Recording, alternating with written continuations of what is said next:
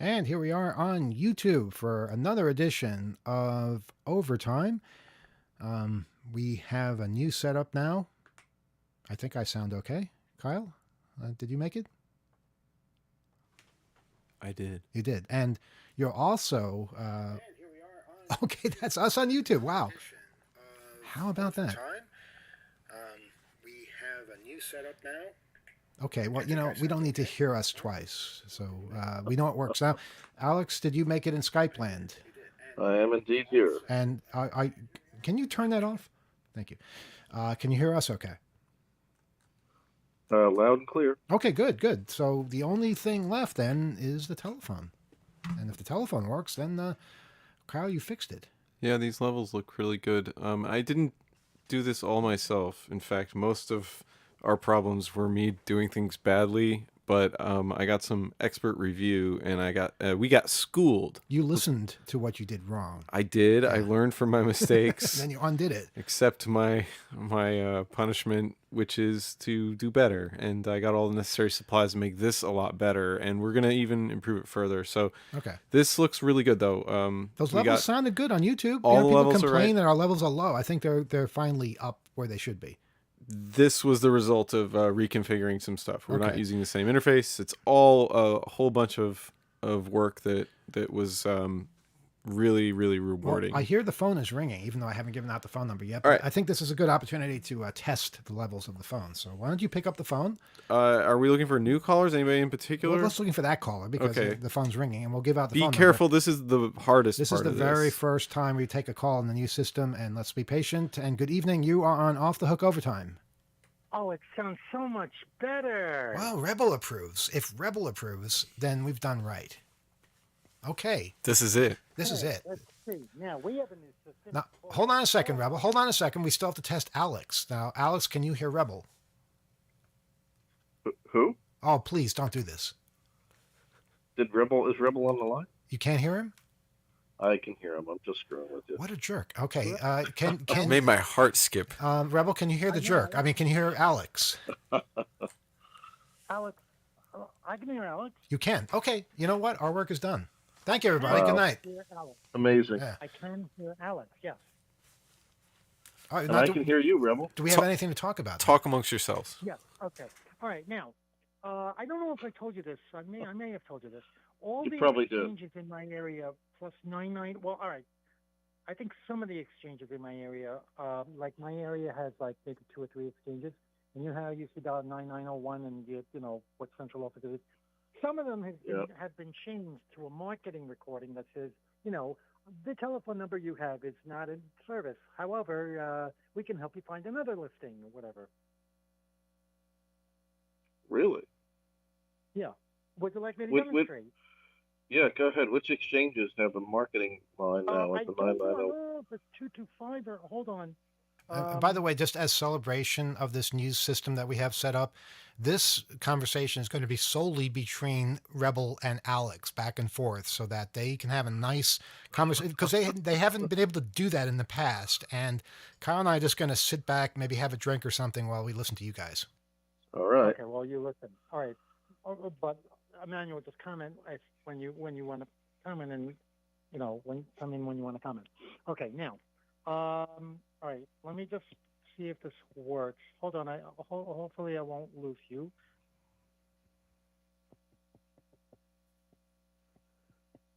Let's hope not. I don't know what we would do without each other, Rebel.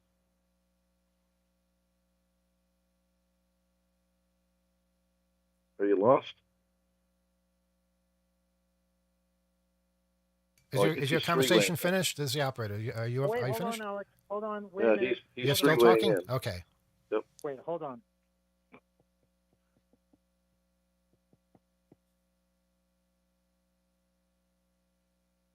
Sir, we need this line for other people. If you're not going to use it what's to happening? talk. All right, it's not supervised. Supervision is not kicking in. That's why that's not working. Anyway, anyway. Well, you know what? Maybe I could do this. I could do it on my computer, but I have to set some things up. But anyway, it just says we can find listings, in your area. Please hold and things like that. 718-225 9901 exchange. The 71225 exchange, 718-225-9901 will give you that recording. But if you dial 718, I think maybe 229 or something, 9901, it gives you the central office. So Let me ask you this though. What about the other Yeah. 99 numbers like 9970 that would always give you a busy line? Some of them do it and some of them don't. Some of them have that marketing recording, some of them don't. Some of them give you the central office. So are you saying that some of these exchange plus 99XX test numbers are now all being transitioned to some kind of marketing line? Yeah, you know what? Let me see if I could do this. I have to. Hold on. It's going to take me some. All right, I'm going to play this on my computer so that I can actually. I'll tell you, demonstrate I find the transition of these test lines that used to be universally accessible throughout all of the, I guess, the 9X area back in the day, I find that the fact that those are going away much sadder than the loss of AM radio. Don't need to do that. Wow, I heard that. That's Well, you're not supposed to talk. that's you're insulting. Manuel, you're AM supposed radio, to not be part of this. Bunch of phone numbers. There you go. See, that's all it took. It's just so easy to rile them up. Yep. Yeah, 9970 was busy. 9971 was a fast busy, or known as a reorder. 9979. Does anybody remember what 9979 used to be? There was some weird tone, wasn't it? Oh, Was it a weird most tone? things 99XX were weird tones. Yeah. Rebel, do you But remember like what 9979 was? The Was suffix? that that sweeping tone? Sweep that- tone. You got it. Yeah, it was a sweep The tone. one, the one that where my parents used to think it was, if you heard it, that the phone was traced or tapped or whatever. Yeah, there are all kinds of They- rumors they- about phone numbers. They literally had something in that phone book and it says 9970 tapped or something like that. Let me see if this works. It's 9901 mark. Yeah, they tell people call a number. If you hear a tone, that means the call was traced. And people believed it. 718-225-9901. Why can't I do this? What? I have a theory. Receiving calls. Trying to do it on my. I can't do it on. All right. Well, let's see. This has been fascinating, but we do have other All right, people well, waiting. Anyway, I'll just start.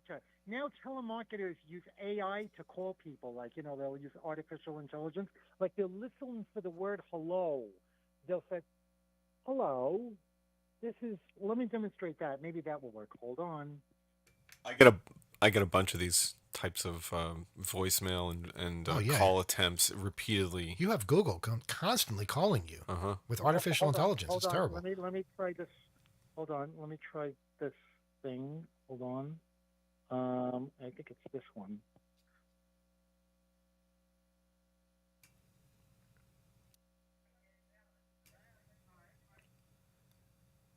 Emmanuel? Yes, Rebel. All right, hold on. Let me try this.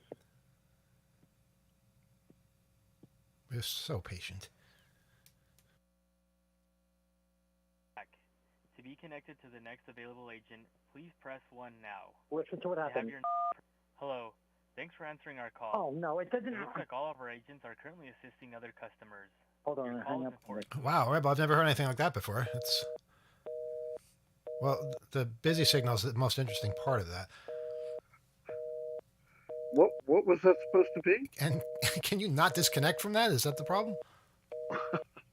What's happening here? I think the busy signal won. I In think a you battle might- between. Oh, and now we have Our namesake. off the hook tone. How about that? All right. Well, let's open up the phone lines. Let's give out the phone number: 802-321-4225, 801-321. Did I say 801? Is it 801 or 802? 802. I said 802. 802 321. Excuse me. 802-321-4225. That is our phone number. Rebel, please don't call because we have other people that want to get through. Operators are standing Okay. or sitting, lounging around in Is the this a different call? vicinity. Yeah. Okay. No, it isn't a different call. It's Rebel calling back, even though I asked him specifically not to. I mean, I'm clairvoyant. Just I have. pick up. Let's get this over with. All right. Pick up. Rebel? Is this Rebel? Okay. You got Sorry 30 about that. seconds, I don't know Rebel. what happened. You My- got my 30 mind's seconds. Three ways. All right. So basically, what it says is, it uses, like automation. It says, "Hi, this is this is whatever for 20 the Medicare seconds. department. How are you? How are you today?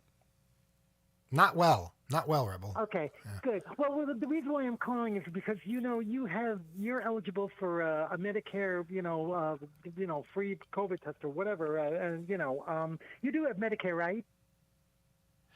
Why don't you take a long walk off a short pier? I'm sorry, I didn't understand. You do have Medicare, right?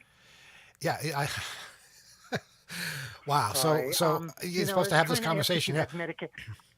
And then if you start talking, it'll hang up. It'll think that you're an answering machine or something. Yeah, well, maybe that's the only refuge for us. Rebel, thanks for enlightening us on this. We're going to open up the phone lines to other people, and 802-321-4225 is the phone number. My favorite thing to do is put some sort of irritating thing for the automated system to pick up. Or we should experiment. People should try different tones or different keys on your voicemail or on an answering system that you want to play around with. Oh, we have a call. Okay, let's take this other call. And good evening. You're on Off the Go. Hey, all Hey, how you doing? right. And who is yes, this? I am here. Can you hear me? Loud Yeah, and clear. Well, I'm the usual. You're the usual I what? usual? call quite often. Oh, you do call. Yes, I'm the usual. Yeah, Okay. I do call. Well, Where are you calling from? New York City. You should know because I called you on the toll-free number, and they should give you. But I don't know what kind of arrangement you have. I don't either. I don't even see the phone. But what's on your mind? Okay. What? Glad you made it. Yeah. Well, yeah. We didn't give yeah, out the I know. toll-free number. I got through. Rebel. We're still on according to what do you call it? Oh no, maybe I'm hearing myself. But anyway. Eventually, you will hear yourself. So I had a few notes, and I'm so emotionally overwrought by getting through that I don't remember what I was going to say. So if you don't mind, it would be literally 10 seconds. I'm going to sprint to the bathroom where I was when I wrote these things down and come back. Is that okay? Yes, you can do that. If it's 10 seconds. Okay, I'll be right back. We'll fill the air with banter. Say that you are not listening to WBAI New York because this is not the radio. This is YouTube. It's channel 2600. Channel 2600 on YouTube. And while you're in Channel 2600, why not explore and see all the other videos and Yeah. audio things we Okay. have? And we're back. So, first of all, I wanted to say that I was always skeptical of artificial intelligence. My slogan is, if it's artificial, it's not intelligence. But if it can't make a poem about Trump, I must perhaps reassess my assessment. I'm not just being. Oh no, you can make a poem. You can make a poem about Trump. There's no question about making a poem. It's making a nice poem about Trump. That was the challenge. Well, I mean that deposes for the intelligence of artificial intelligence. If you cannot make a nice poem about Trump, then it's really intelligent. Because as you were saying, there is there are some people that there is very little to say that is nice, in spite of what the devil's advocate keeps saying. And I wanted to make a general comment to the sophomoric debate club attitude that is annoying. It's Okay. good when when you're just when you're producing interesting ideas, but if it's just to be contrary, it gets a little tired. I agree. And the other Okay. thing is that I did take a few notes. There is two more. When you were talking about the Volkswagen debacle and the subscription, I got thinking: is 911 free on cell phones? And does anybody know? It is. Because toll-free numbers, when you call them on the cell phone, you get charged, even if they're 800 numbers or like the number I just called. So I That's true. wonder, if anybody's actually checking if this happens, because, they would say, hey, the service is not free, and somebody's paying for it anyway, so it might as well be No, you, because you get 911 is charged for free. airtime. You are correct that toll-free numbers charge like regular calls if you are paying for each call on your cell plan, which relatively few people are these days. What about like 311, 411, 811? That I don't know. A 411 was information last I checked. I know If that it's- cost a pretty penny. What- But things are Yes, changing. indeed. On Yeah. the cell phone, it costs quite a bit on I've the never- cell phone. I've never It's, seen a charge. Yeah, information. Maybe they would change that. But most people have unlimited or a huge number of minutes, so that and people don't make phone calls anymore too. There's a lot less of that going on. I guess I'm very old-fashioned. Then again, speaking to the Volkswagen debacle, the Fourth Amendment does not apply in Germany, so they have different laws. And even in this country, as Alex can testify, courts have been eroding it in all sorts of ways. So, it's not a matter of making an argument in that direction. I think your argument, Emmanuel, was quite right, that there should be a sort of a magic switch that for this kind of emergencies, in spite of whatever civil rights this may be implying a threat to, it wouldn't be a threat to, because it would be a specific case if there is, a car with an actual kidnapping, whether it's incidental or willful, taking place, the police should be able to intervene. So, again, stop the debate club attitude and let's talk about, real ideas and real facts. Well, let me ask you this, caller. Let me ask you this. Let's change the facts slightly. Let's say that it's not the parents' car. Slightly, but go on. Yes. Let's change the facts slightly. And it's a different type of argument, different type of thought experiment here. Let's say that a child is abducted in a car. It's not the parents' car. Let's say it's your car that the police believe the child is in.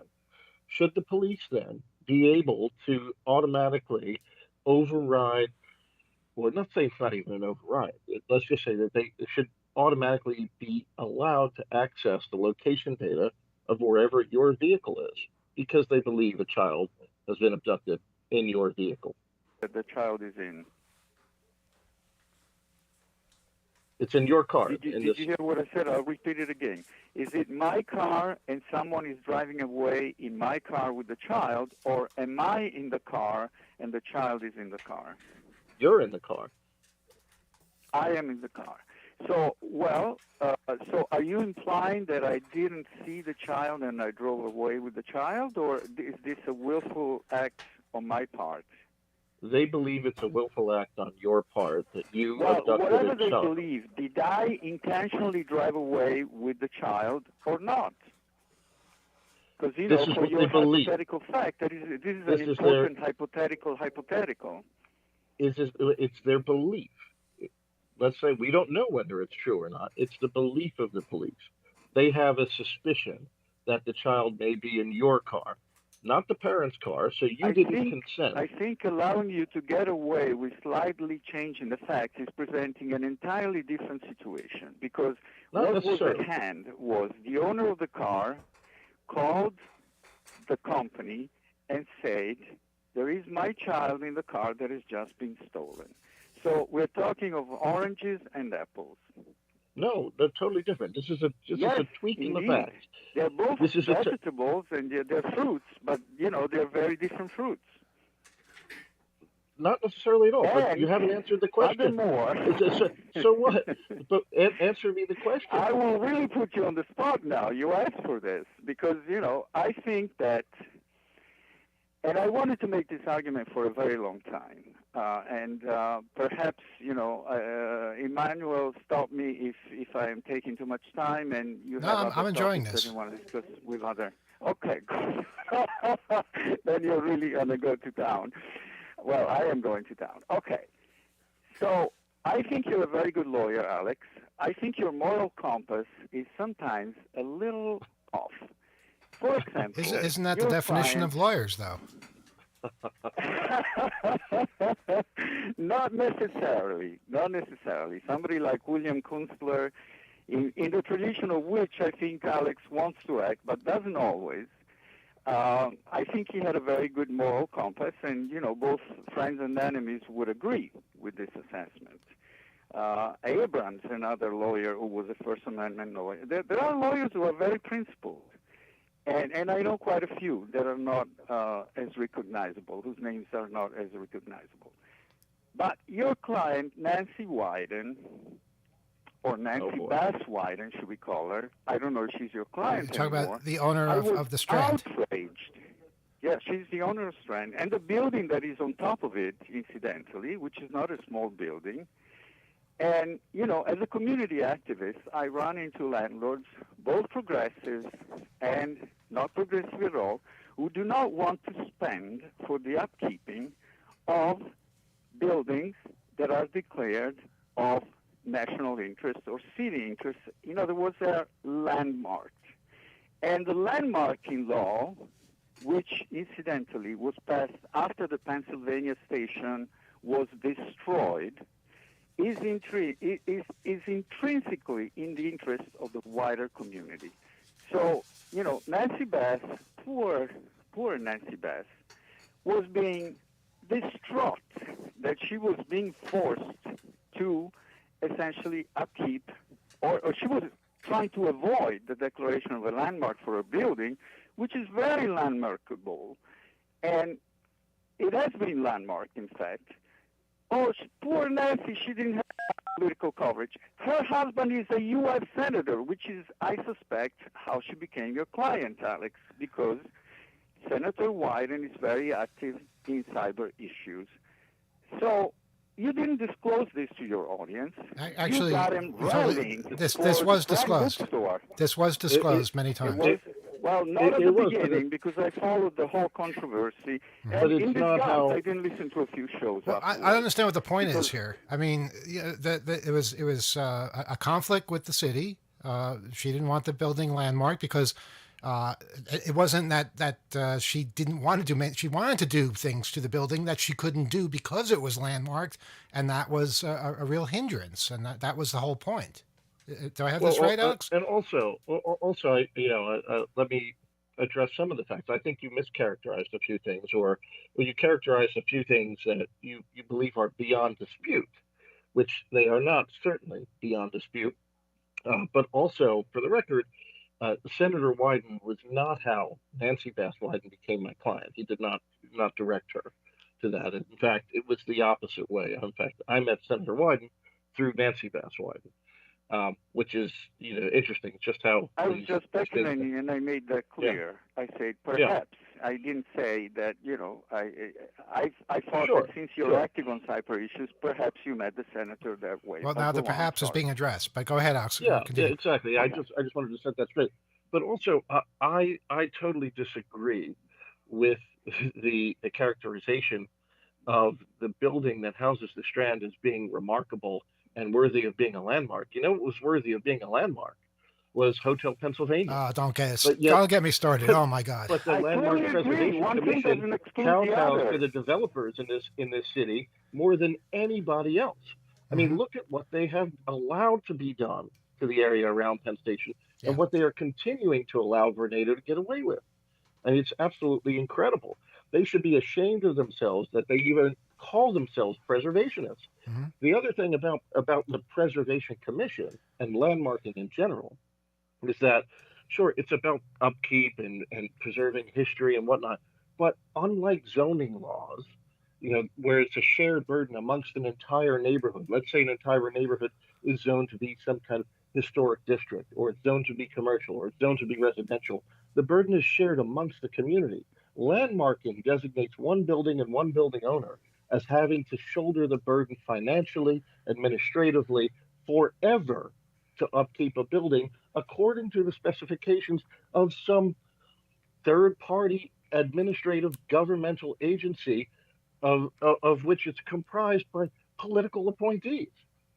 That's crazy to me. That's totally insane. And I take issue with preservation. Sorry, go on. I take issue with preservationism in principle because of the way in which it does not divvy up that burden amongst taxpayers. it puts that burden on a single owner.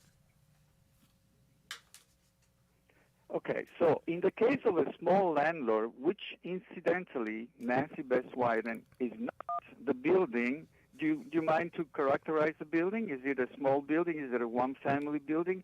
It's a, if I'm not mistaken, upward of It's a large 15 building. stories building. It's I think it's huge 10. because the footprint is the one of store of a Strand bookstore, which everybody knows how big it is, and it prides itself with having 31 miles of books. So it's not exactly a small building. It produces rents, and it produces quite a bit of money. So while I understand your point about making small landlords liable for certain upkeeps, it can be onerous, it's certainly not the case here, which was my point to begin with. And you see, I mean, Senator Wyden is not exactly unconnected. If it's because, if Nancy Wyden couldn't find politicians to take her point, it's because her point was indefensible. Or maybe she You're a very played good within lawyer, the system. and you decided to take the case on Hang on. anyway. You're and I saying don't know, you did probably a good job. you're but saying because I somebody found it objectionable. you're saying because somebody didn't use connections that they don't have a valid point. To me, that says that she played It's by not a the question of rules. not using the connections. It's not a question of not using the connections. It's a question of trying to use the connections, and the connections saying, we can't do this. I'm sorry. Your point let me is set indefensible. that straight too. Yeah. Let me set that straight. And we're going to move on after this because I don't think most of our listeners Yes, really yes, are interested in this point. Yeah. Go ahead, Alex. I But understand. Senator yes. Wyden, and Senator I Wyden, did premise, saying Okay. I don't want to take all your time on. So Let's let oh, Alex no, address but it. look, it is fine, and look, I appreciate the sparring and whatnot, but Senator Wyden had nothing to do with the Landmark Preservation Commission. He's just a federal senator, right? I mean, he works for the United States government, the United States people of Oregon, not New York. and of course He he had knows no nothing to politicians do. in New York City. I mean, you're making a ridiculous argument. No, okay? I'm not, and I will tell It's you a this ridiculous because argument. it would not The have wife of been a senator cannot find a city politician to defend her point absolute. of view. I'm sorry. He had I nothing don't to believe do any with of this. us. He had nothing to do with this. He did not interject in any way. He did not try to pull strings. He did not try to influence any local politician. Imagine that. He probably could have Wow. if he wanted to, but he played by the rules. That's why he hired me, so that we would play by the rules here and have an independent advocate on behalf of the Strand Bookstore and Nancy Bass Wyden to try to protect her from governmental overreach here. I mean, it really was a. I think it. If you look at that building, and I think anybody who looks at that building would say that it is architecturally unremarkable. I said love that the when I walked Strand, by. This is an but unremarkable building. I pointed that out. it's a very ugly looking building. I wouldn't go that I don't far. It's understand. not ugly. Well, It's, it is. It is. It's not. It's nothing remarkable. it's not There the are Taj plenty Mahal, no, but it's, I thought it was being held up by books. it There, might be, there yeah. are plenty of buildings, within a 1 block radius of that of the Strand that should have been landmarked, but the Landmark Preservation Commission failed to act. I still think what they did was important, reprehensible, and there was a rubber stamping. They're kowtowing. I think that the city council really failed in stepping up here as well. It was Corey Johnson at the time and Carlina Rivera, and Well, I still, we know him. and look, I can understand, Kohler, that you're a preservationist. I'm a preservationist at heart as well, when it's justified. I don't think that this was historical or architecturally remarkable. Well, it's not like the building would have been torn down if it wasn't marked as No, absolutely Right. not. It would not. It would have been upkept in the same exact way and it is upkept now, but just without the administrative interference of a governmental agency telling you when you can and cannot change a toilet. Okay. Hey, we're going to move on. Well, Thanks. it was a matter of upholding the rules and boy. saying what can be done inside a landmark building and what cannot be done inside a landmark building. But you're And if but the you're building assuming is it should be you landmarked to begin cannot with. have a cafe inside the building. That's what I seem to recall the crux of the argument was. I don't harp on this in my daily life. I'm recalling from a couple of years ago when I was listening to the show and hearing this and thinking this is outrageous. You know, they're basically starting a grassroots movement for something that is totally the wrong direction. Because What? you see, as you might have learned by dealing with the Landmark Commission, they often, if not always, have to be literally be pulled by the hair, kicking and screaming. They're being sued currently because they never do their job. So if for once they were doing it, and you know, I didn't see any nefarious interference from somebody who wanted to somehow punish Strand Bookstore or a transversal revenge against Senator Wyden. It was just a matter of looking at the facts, and the facts are the Broadway district is an important district full of landmark building from the 19th and the early 20th century, of which the building in question is one, and do the rules for landmarking apply? And, you know, for once, the Landmark Commission did its job, and it said, yes, it does. Now, I'll actually tell you what happened there is that they tried to landmark basically the Strand bookstore because it's the Strand itself, and they thought that, you know, as had some cultural heritage. This is why we made the argument that the Strand was already a landmark. They did not like somebody from the outside telling them that they did not want to be landmarked. They were insulted in some way by the fact, or just the very notion of that somebody would refuse to be landmarked. Does that happen often? In their eyes? Does that ever happen? No, it never happened. It's unusual because they own the building. Right. It was a very, very unusual situation, and you know, the administrative costs that go into it, the running of the Strand. It's more what I see in my daily life that, you know, the owners do not want to be landmarked precisely because it infringes upon their potential profits, either selling, modifying the building, making it bigger, or whatever. And this, to me, smacked of that situation. I understand you have a different point of view, but you know, that's what it seemed like to me. And the fact that it is a likable and progressive person who was in this position, and believe me, I support the Strand Bookstore. Whenever I buy a book, I buy it there. Also because they are used books, not many people are aware of it. You know, most of their books are used. That's a good point. They're not. They do sell some new books, but not the bulk of it.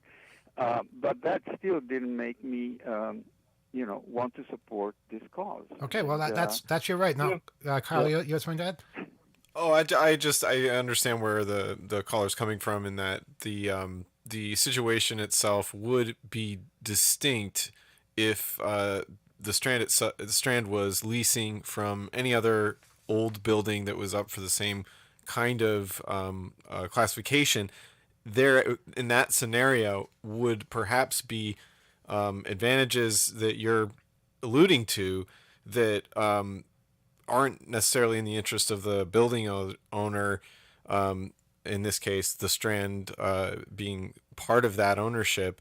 It makes it wholly different. Like the old independent bookstore not having the rights of a building owner would perhaps be up against quite a bit, you know, increases or certain things that classification would help them maintain that institution, that historical thing. And I think this is just a unique scenario, and this is I think a lot of us had to do a couple takes at this whole story initially, but thanks for reminding us the importance of understanding and digging into it. Yeah, we're going to leave it there. You're welcome, and thank you for entertaining my argument. Of course. I wanted to make it for years, and I'm glad that I finally got to speak my bit. And you have something to celebrate tonight. Now, Alex, I'm going to put you on hold for a second. Thank you, caller, and please call again. You. Take care. Now, Alex, if you want to say something, say it now. I'm not going to have this debate going on forever. One other thing, but I think that the you know, I appreciate the caller, yes. I love hearing the other point of view, you know, and I like that how we can discuss this in a civil and amicable way. You know, we can disagree about things and not, you know, be at each other's throats. So one thing that I think that the caller might not have known, because this had happened in front of really just the Landmark Preservation Commission, but we had also proposed to the Landmark Preservation Commission, look, don't rubber stamp the building We think it's architecturally unremarkable. But if you disagree and you think that the building should be preserved in some way, don't landmark us. We will voluntarily put a preservation easement on the facade of the building so that it's not changed, that it maintains that historical character of which the landmark preservation was about which rather they were so concerned. Mm-hmm. So we gave them these alternatives to rubber stamping the landmarking, but they had to do it. Yeah, They didn't want somebody telling There's them. like Yeah, they had to inflexibility. get their way. Yeah. So, Alex, There's no flexibility. where does this stand right now? Is it over? Well, yeah, I mean, for now, it is. I still have some ideas about how to remove the designation. Essentially what happened was, we were going to challenge this in court, and then COVID happened. Right. And, that really changed the priorities from, challenging the constitutionality of the Landmark Preservation's arbitrary and capricious decision to landmark an unremarkable building, to, the survival of the Strand itself. Because remember, right around that time, very unfortuitously, the Strand had also opened a smaller location in the Upper West Side. Right. So it had kind of, overextended itself. It was a scary time for the bookstore Mm-hmm. when COVID happened and everybody was locked out. So I'm really happy to say, though, that the Strand is alive and I think doing well. So, And everyone is assuming that because Ron Wyden is Nancy's husband, that he's involved in this somehow. My understanding is he doesn't even know she owns the Strand. So please, people, keep your mouth shut about this. It's an independent project. He's doing the senator thing. Let's let them do their own things, okay, without interfering. yeah, he didn't play a role in trying to grease the wheels here at all. We'll I tell mean, him someday what she's up to. Yeah. Right. Something like that. But about the hotel, I don't know if you've gone by there recently, but I hear only 10 floors are left. That a lot of it has been removed, and it's just weird to think of. Oh, and Alex has disappeared too. Alex, are you there? Yeah, he's there. There you are. Okay. I'm here. It's just weird to think the places that we had the conferences in, those rooms, they're not there anymore. They just don't exist. There's just sky. That is something. But there was also a story a couple of weeks ago, actually, about some other ideas. They're doing all kinds of reconstruction of Penn Station. They're going to be bringing Metro North in a couple of years. They want Madison Square Garden to leave because having a massive coliseum on top of your train station apparently limits what you can do. And if they weren't there, it would be better, a lot of people think. And guess where they're thinking of moving Madison Square Garden? Across 7th Avenue to where the hotel used to be. That's right. The Hope Conferences will have been held on the potential future grounds of Madison Square Garden. They suggested the world's most famous arena could relocate across 7th Avenue if a new permit deal can be reached. The executive vice president, Joel Fisher, in a meeting with Manhattan Community Board 5 about the company's permit to run the building, said a move to the block now occupied by the Hotel Pennsylvania might work. That would probably satisfy us. But ultimately, who's going to pay for that? Where's the money? That plan hasn't come to us, but that would satisfy being right on top of a transportation hub. The garden's 10-year permit to operate the building expires in July, with officials filing an application for a special permit to run the facility forever. And I don't think they're going to get that. As for a new garden east of the current incarnation, the price tag for redeveloping the new space was estimated at a minimum of $8.5 billion. According to Community Board 5 Chair Leila Law Gasico, this was certainly, for us, the first time that we've heard Madison Square Garden express that they would consider this option. So that would be weird. That would be weird if they moved Madison Square Garden to where the hotel used to be. Better than an office building, I think, but still, I don't know, sad. Well, it shouldn't even be an option, because the Landmark Preservation Commission, which is ready to rubber stamp and landmark every Duane Reade in the city if they could, refused to do that with Hotel Pennsylvania because they were kowtowing to the interests of commercial real estate developers, massive commercial real estate developers, and we're talking about billions and billions of dollars worth of fees and construction too. I mean, it's sad that moving Madison Square Garden to the site of Hotel Pennsylvania is even an option. Hotel Pennsylvania should be the site of Hotel Pennsylvania forever because that was a building with so much history. It Mhm. was certainly worthy of landmarking. And what did they do? Absolutely nothing. Right. And These are now, also, it's just it's sad. I yeah, feel like we lost Penn Station. Now we're trying to make up for it in some way yeah. by making that area look like Dubai. I'm curious if It's they would pick it up and actually roll it across the street. I don't think so. No, I don't think that's how it works. But yeah, but the hotel is, from what I hear, gone as far as most of the floors, and it's just Yeah. just sad. I mean, we landed on our feet. We've got a great place at St. John's. We're happy with that. But all the people that saw New York through that place and could afford to visit New York because it was fairly cheap, they're not going to be here anymore, and that's a tragedy. All right, so enough about that. We have another phone call. 802-321-4225 is our phone number.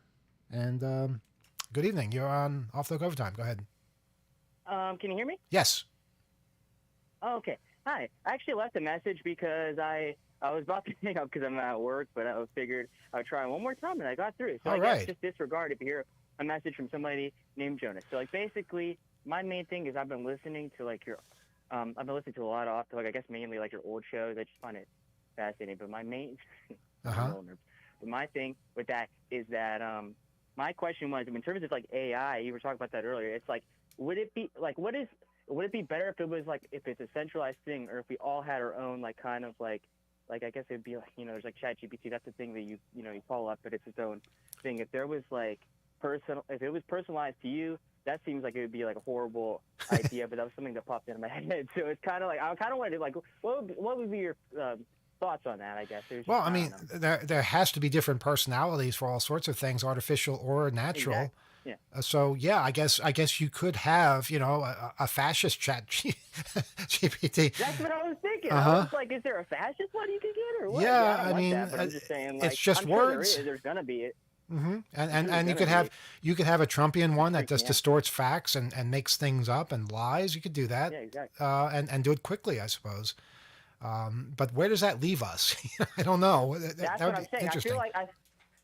I feel like it's like everything's so like targeted that like it's just a matter of time before it's like there's like little splinters of it like that where there's like you won't be able to maybe know that it's the Trump one, but you'll be able to tell based on like what it says. I don't know. Mhm. Like to me that seems interesting. I don't know. I don't know. What do you think, Alex? I Or Kyle? There I am. I don't want to Yeah. interrupt. So go ahead, Kyle. Go Oh, ahead, I can see it advancing to a point where it can work sort of offline, or as you sort of said, centralized. I think all of that is Yeah. sort of still in people's imaginations and being conceptualized by the wider industry. So to that end, I think ultimately the idea would be to and I think of this sort of like when we had like GPS with custom voice skins, but basically in a compact semiconductor of some sort that has memory that upon being reset or activated begins to learn whomever or whatever they're interacting with, and based on the types of learning and innate design that is based on this GPT-4 or whatever we're at, in any given point, and maybe it could be upgraded over the air, but mostly working locally, like you suggest. I can imagine that, but I think it is still being conceptualized, and it's up to Oh, yeah. wherever people's creative minds go, and I think there's a lot of possibilities in this, but it's just in the way memory has gotten cheaper and smaller. I think this will be something that people will want It might be a offline anywhere, And we've asked ChatGPT for its input in this, and it responds that it's possible to create multiple instances of ChatGPT with different training data, which could potentially result in different patterns of responses. However, each instance of ChatGPT would still be limited by the data it has been trained on, and its responses would be determined by the data rather than personal opinions or beliefs. Additionally, it's important to note AI language models like myself are not sentient beings with personal opinions or beliefs. while I'm capable of generating responses based on patterns and data, I do not possess the consciousness or subjective experience necessary to hold personal opinions. For now, I added that part, but For now. yeah, we'll see. But yeah, thank you. Hmm. That was actually kind of what I. Just interesting. All right. Uh-huh. And But yeah. you mentioned you're listening to older shows as well. Do you find them still to be of Yeah, interest? no, I've been on my. Sorry, on my MP3. No, I get into rabbit holes fairly often, and I ever since I read what's that book, Hackers by Stephen Levy, Yes. I've been just going off. I'm like, because me, it's like I never experienced any of that stuff. I'm like 20s and and stuff, so it's like I never experienced any of it. But it's just to me, it's like this whole thing that I don't know, none of the people I'm around I don't know. You'd be surprised though. There are people everywhere. There are people everywhere who. That's what I'm trying to find. Right. Yeah. Well, that's what 2600 meetings bring out. That's what conferences bring out, and of course, just the letter section in the magazine, and the radio. All sorts of forums for. I am going to send a letter at some point. I just Cool. got to work up because I never written a letter before. But yeah. Thank you guys. Thank you. Thanks for listening. Take care. And you can always write oth@2600.com. We love letters. We love reading them. We love getting people's feedback on how we're doing or insights on old stuff, how it might be relevant or whatever kind of wandering you're doing with stuff we've talked about or other stuff you find out there. And definitely stay connected in, if there's like a community college or clubs in your neighborhood, affinity groups of all types, as long as they're sort of respectful in some way to who you are and your sort of interest in learning, your lack of knowledge about stuff. All of those things should be a part of the people you're surrounding yourself with. Like, they should be considerate of you and where you're at in learning stuff and be open to sharing what they know without a lot of pretension and so forth. It's amazing to see what people are interested in, whether it's old technology or new technology or theoretical technology. It doesn't matter, young, old. There are people who are interested in the old phone network, for instance, who are kids, interested in payphones. And the way the Bell system used to be strung together. Just last week, I heard that vinyl records outsold CDs for the first time since CDs came about. So there are people who appreciate all kinds of older things, and are spending time improving them and being creative. And there are vastly more devices and things you can hook them up to. You can kind of hybridize the older analog things or do digital recordings of some of the nuances of them, or share people how you're maintaining stuff. Share with them, how you're building or finding parts for things that are really kind of neglected or have been long forgotten. That's the magic of it. And we've, like you said, I'm thinking of talks we've had at Hope where people are emulating old phone systems, and they didn't even have the systems, and that's why they wanted to go and right. emulate it so that they could play around with it as though it still existed. That keeps the fascination alive, keeps the stories alive. It inspires people to do other stuff on their own, and I'm just heartened that people are out there. And one thing that helps me, and I would just say to everyone, is give yourself a little bit of a break. It's a vast subject matter, and it's a lifetime of learning about technology and computers. There's so many different subjects and areas of interest. Yeah, and remember, nobody knows everything, and you may not know a lot about the field that you're interested in right now, and that's why you'll learn more, and you'll know something that somebody else doesn't, and you'll be able to share your unique perspective to make that particularly interesting. Alex, did you have something as well? No, I think that it's. I think you hit it on the head there, and I think that's part and parcel of what it means to be a hacker, which is maintaining this almost childlike sense of wonder about the world, and continuing to ask questions, continuing to learn. This is actually something that came up this morning in my class at King's College, where people were asking, there's so much to learn about cybersecurity. Is there one book that we should read? Is there something that we should look at? Not really. You just have to be open to learning constantly. You have to be open and to being in situations where you may not have complete knowledge, but you're willing to continue to try to acquire that knowledge, to ask the questions, to figure out how systems work. That's what it means to be a hacker. It has Hmm. nothing, I think, to do with technical prowess and exploits and things like that. It's to me, it's always been more philosophical than technical. All right, we have another phone call. Good evening. You're on Off Talk Overtime. Go ahead. Greetings from London. Is this Zap? Hey, Yes, Zap. it is.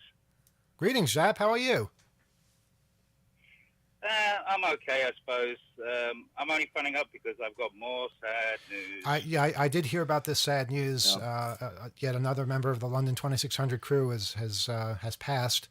Do you want to tell us something about them? Yeah, unfortunately, another hacker's been backed up to the cloud. We've now lost Master Vic, who was current attending the meetings. The last meeting he attended was in January of this year, when we had a special guest of text files being at the meeting. Basically, the timeline we have for him is he missed the Friday's meeting that just went. Somebody spoke to him during the day saying he would attend, but he didn't make it. So we know that sometimes he comes traveling from a distance from work, so he could have been tired and couldn't make the meeting, or basically he was too tired just to make the meeting because he has health problems, or normally he doesn't make it because his health problems, he's either in bed ill or he's in hospital. So as we do at the London 2600, we like to check up on people. I gave him a call on Sunday. It was a bit late. I didn't get hold of him. But that's just normal, so we didn't really worry. Unfortunately, on the Monday, the phone number for Master Vic, he phoned me. Unfortunately, I was taking a nap and didn't hear the phone. So we believe he was still alive on the Monday night. And by Wednesday, another one of the crew had messaged me on our Discord saying that he'd actually passed away, which, of course, you don't believe. You think somebody's playing a joke. So I tried ringing his number. The number got picked up by a lady, which was unusual. Said, hold on a minute, and they then passed me on to his uncle, who told me the bad news that he'd passed away, we believe, on the Tuesday, the 7th of March. Wow. Just about a week ago. So that's really sad to hear. Yeah, basically. Yeah, I would have phoned in last week, but you were off air. By the way, hi, Alex. Hi, Kyle. Hi, Emmanuel. Hello. Got a bit of a tiz. Always good to hear you. Hey, Zap. Yeah. Yeah, glad you called. Yeah, Very, I'm very going to sad. phone on something like that, just to let everyone know. Because basically, the family are FTPing Master Vic back to Cyprus. I don't know if they're going to WinRAR him up before he goes, but Wow. there isn't going to be a funeral. There isn't going to be a funeral in the UK that we know of, so we're holding a memorial for him, which will be on the 26th of March at the Angel Pub, which is on 61 St Giles High Street. That's where the meetings London. are, right? Is that where the meetings take place? That's where the second venue is. Okay. Normally we go from the phone box to the pub. Got it. And that's actually another topic that I need to discuss, because we've now got some arguments, and we're going to be maybe eliminating the phone box, because nobody goes to the phone box. They go straight to the pub, which I'm not happy about, but there's not much I can do. 'Cause Well, I've been outvoted. let me just say, if you do that, it's going to be 3 months before it makes it to the magazine, because we just put the magazine to print. So And that prevents it from being all ages, isn't that the angle? Yes, it does. But we don't get the kids turning up anymore. That's the problem. Yeah. well, you won't now, and we can't have meetings in places that are restricted. So there's that.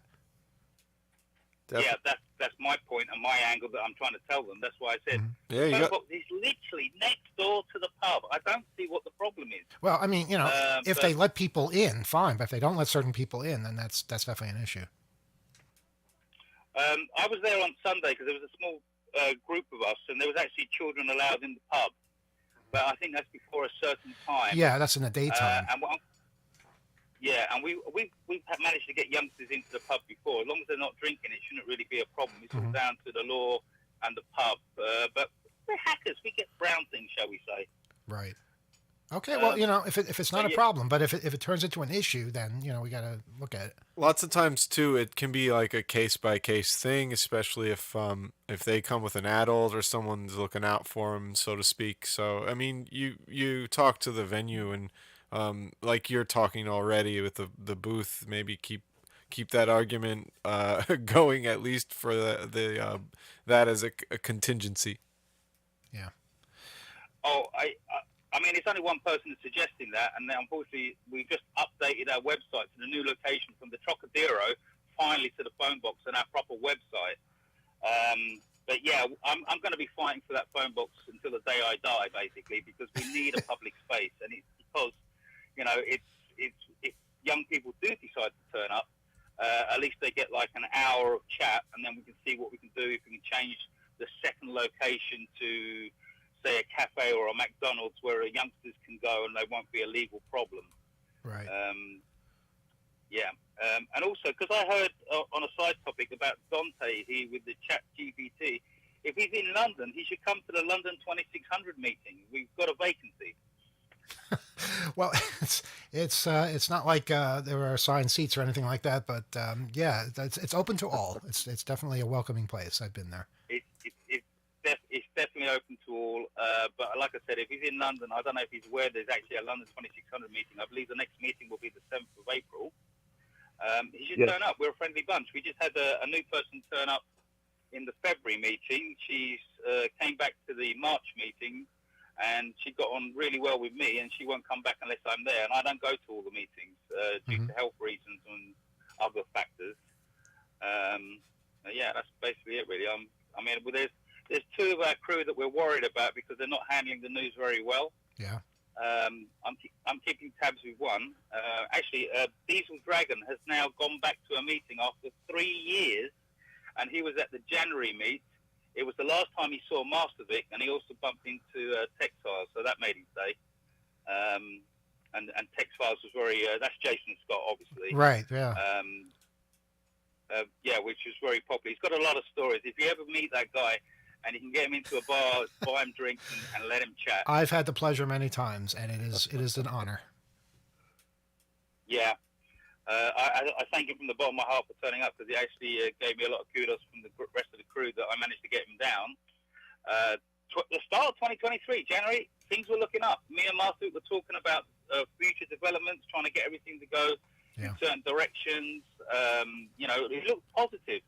And then 3 months later, we've been hit with the bad news. But we won't let it stop us. We'll carry on, and hopefully we can get something going again and doing everything great. But he was a key linchpin in the group. He's actually the one in charge of our infrastructure when it comes to the website, domains, and other things. So we're a bit worried how we're going to get those back, shall we say. But we're looking into that. We're not too worried because we're just trying to get this memorial out the way first. Which his old work colleagues have been invited to. I think we're reaching out to the family if they're around, because they're probably going to go back to Cyprus for the funeral. But yeah, there's lots of people. He was much loved by the community of hackers and InfoSec. He was a big player, really, and we were all going to miss him. It actually affected me more than when my father died last year. That's how bad it is. Wow, I'm sorry to hear about that, but wow, that's something that it affected you that way. Well, people are close. When people are real close, peers and so forth, it's tough. Yeah. Well, like I said before, London 2600 is like family. Yeah. And we care about each other. We have arguments. It's like I have arguments with my brothers and sisters of the 2600. They go away for a little while. Maybe they come back. Maybe they never come back. But we always miss them, and we sort of keep tabs on them. Or I do. Not much I can really say. That's all I want to say about Master. There's one thing that's bugging me. I remember you called out saying about helping the magazine by getting Kindle subscriptions. Oh yes. Which I'm doing, and they're taking the money out of the bank, which I'm quite happy that they do it because it supports 2600, and I love that. But you said that they're going to stop it. They changed the policy of saying, should I keep paying or should I cancel it? I don't want Amazon to get my money. Well, no, I mean, as long as it's still something you can do, it'll still support us. What we are working on right now and we are working on this right now, is coming up with something that will replace the Kindle or the Kindle subscription, that people can still read on their Kindles, or be able to have a PDF version of the magazine as a subscription, not just each issue. And you'd be surprised. This isn't something that exists readily, at least not the way that we want it to exist, where people's personal information is kept secure, where you don't have a third party handling all this private data, where things are kept online, where they could be compromised, and where we don't have DRM. We don't want to have DRM on our magazine so that people can copy it and see it on different devices that they already own. So all of this, we want to do it right. And we've been working on that for the last couple of months, and we expect to have something to debut in the very, very near future. And that hopefully will take over for what we lose with Kindle. Now, it's a lot. We're thinking maybe several thousand subscribers on the Kindle, 5,000 maybe. And we can't reach all of them because, weirdly enough, we're not able to contact our own subscribers on Kindle. Amazon keeps that to themselves.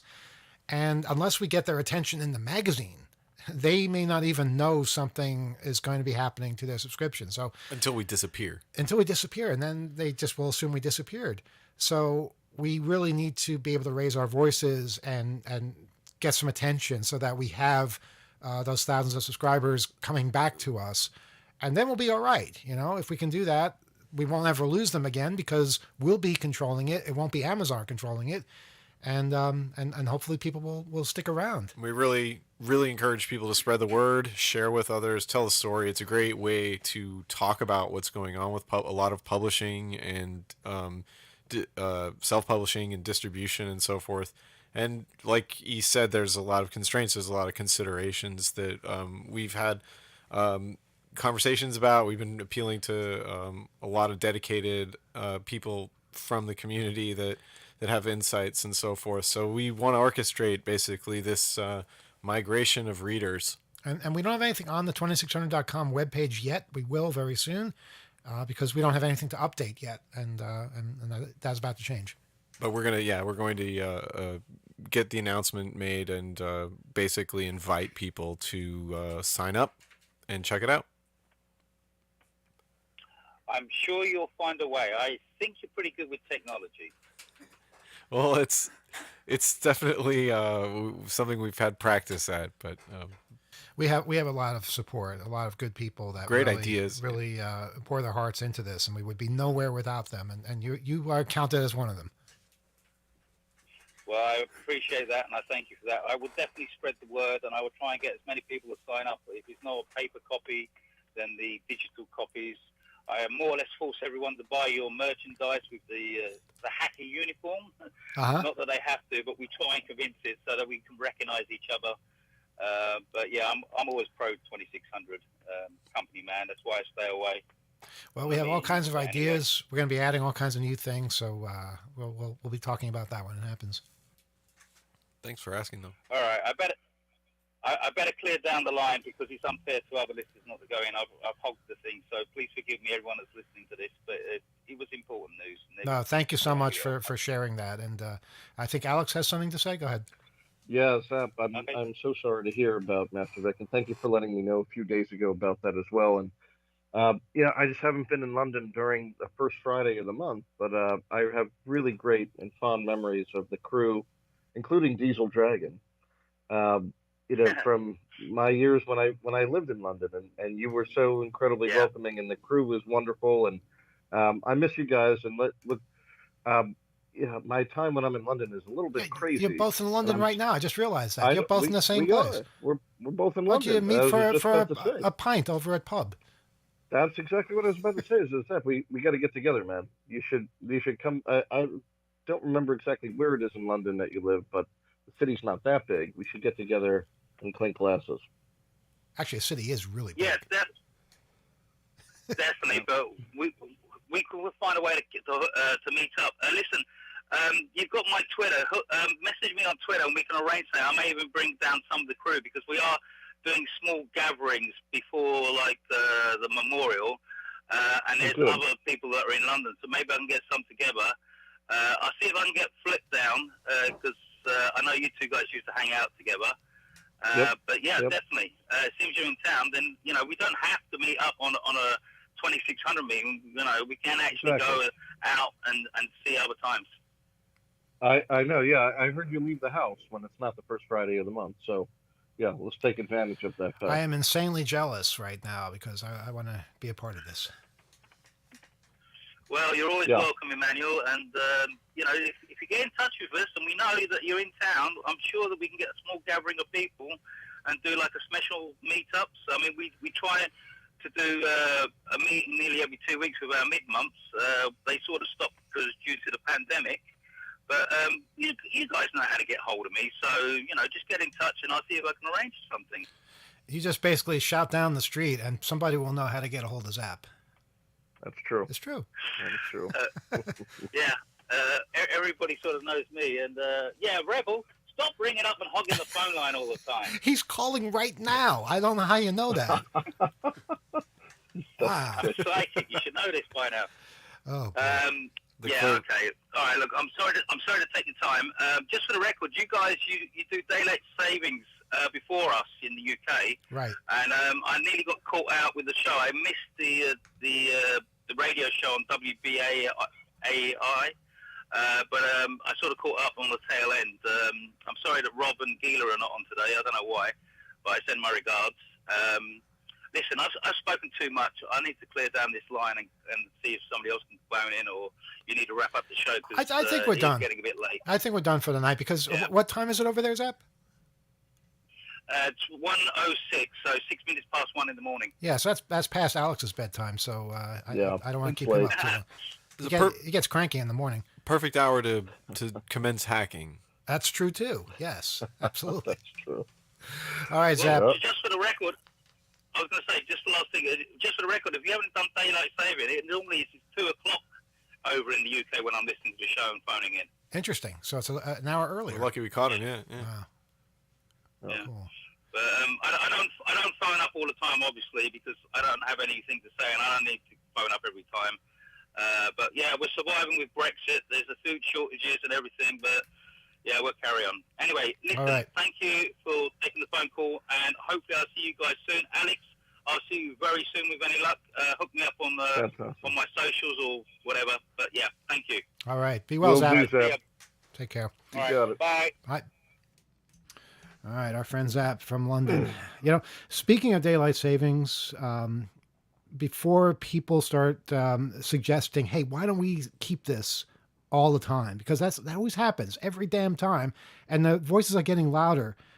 People don't seem to remember. I think this might be before your time, Alex, but when I was a kid, they did that. They had daylight savings all year long. They tried it out. It was a disaster because kids had to wake up and wait for the school bus in the pitch black dark, when the sun hadn't come up yet, because it was an hour later, right? That's what it is, an hour later. Is it an hour later? I always get messed up with this. Oh, I you've know, lost so me. do I. Yeah. Well, whatever it is, Yeah. you wound up waiting for a school bus, and it was dark, and people were getting hit by cars, and they only did that 1 year. I think it was only 1 year. So let's not make the same mistake again. And maybe school should just start later. You could do that. Yeah, maybe do that Yeah. instead. I don't know. Yeah. But Starts too goddamn early. yeah, I don't know. Regular time is fine with me, but whatever time you want to make it. What? It's like 9 in the morning now. Tell me that. Okay, fine. I'll make it work. All right. Are we done? I think so. All right. We're well done. Okay. Medium. Yeah. Well then, thanks to everybody for being a part of the show. And Are we on next week? we are on next week, as far as I know, unless something happened that I don't know.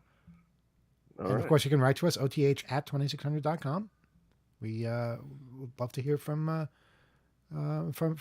anybody who cares to write to us. We always get such nice letters and nice phone calls too. Thank you, everybody who called in. We will see you next time. So long. Good night.